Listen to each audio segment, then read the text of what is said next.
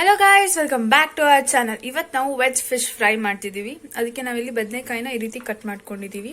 ಸ್ವಲ್ಪ ಅರಿಶಿನ ಹಾಕೊಂಡು ಅದನ್ನ ಮಿಕ್ಸ್ ಮಾಡ್ಕೊಂಡಿದ್ದೀವಿ. ಉಪ್ಪು, ಖಾರ, ಹುಣಸೆಹಣ್ಣು ಹುಳಿ, ಧನಿಯಾ ಪೌಡರ್, ಜೀರಾ ಪೌಡರ್, ಇದು ಶುಂಠಿ ಬೆಳ್ಳುಳ್ಳಿ ಮತ್ತೆ ಕೊತ್ತಂಬರಿಯ ಪೇಸ್ಟು. ಇಲ್ಲಿ ನಾವು ಇದರಲ್ಲಿ ಬಾಂಬೆ ರವಾ, ಮೈದಾ ಮತ್ತೆ ಕಾರ್ನ್ಫ್ಲೋರ್ 3 ಮಿಕ್ಸ್ ಮಾಡಿ ಇಟ್ಕೊಂಡಿದ್ದೀವಿ.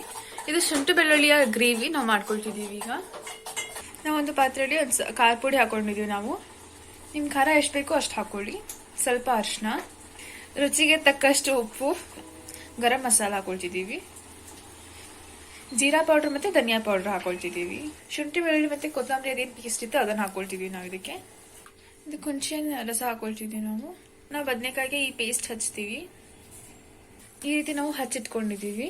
ಇಲ್ಲಿ ನಾವು ಶಾಲೋ ಫ್ರೈ ಮಾಡೋದಕ್ಕೆ ಒಂದು ಪ್ಯಾನ್ ಅಲ್ಲಿ ಸ್ವಲ್ಪ ಎಣ್ಣೆ ತಗೊಂಡು ಇಟ್ಕೊಂಡಿದೀವಿ. ಎಣ್ಣೆ ಬಿಸಿ ಆದ್ಮೇಲೆ ನಾವು ಈ ಫ್ಲೋರ್ ಅಲ್ಲಿ ನಾವು ಇದನ್ನ ಒಂದ್ಸತಿ ಕೋಟ್ ಮಾಡ್ಕೊಳ್ತೀವಿ. ಇದನ್ನ ನಾವು ಎಣ್ಣೆಯಲ್ಲಿ ಹಾಕ್ತಿವಿ.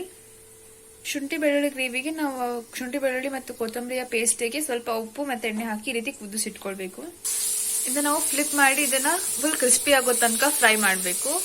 ಇದು ಕ್ರಿಸ್ಪಿ ಆಗಿದೆ. ನಾವು ಇದನ್ನ ಸರ್ವ್ ಮಾಡ್ತಿದೀವಿ. ಆ ಗ್ರೇವಿನ ನಾವು ಇದ್ರ ಮೇಲೆ ಹಾಕ್ತಿದೀವಿ. ಇದು ಈ ರೀತಿ ಆಗಿದೆ. ಎಲ್ಲರೂ ಮನೇಲಿ ಇದನ್ನ ಟ್ರೈ ಮಾಡಿ ಹೇಗಾಯ್ತು ಅಂತ ಕಮೆಂಟ್ ಮಾಡಿ ಹೇಳಿ. ಎಲ್ಲರೂ ನಮ್ಮ ಚಾನಲ್ಗೆ ಲೈಕ್ ಮಾಡಿ, ಶೇರ್ ಮಾಡಿ, ಕಮೆಂಟ್ ಮಾಡಿ, ಹೋಗಿ ಸಬ್ಸ್ಕ್ರೈಬ್ ಮಾಡಿ. Thank you guys.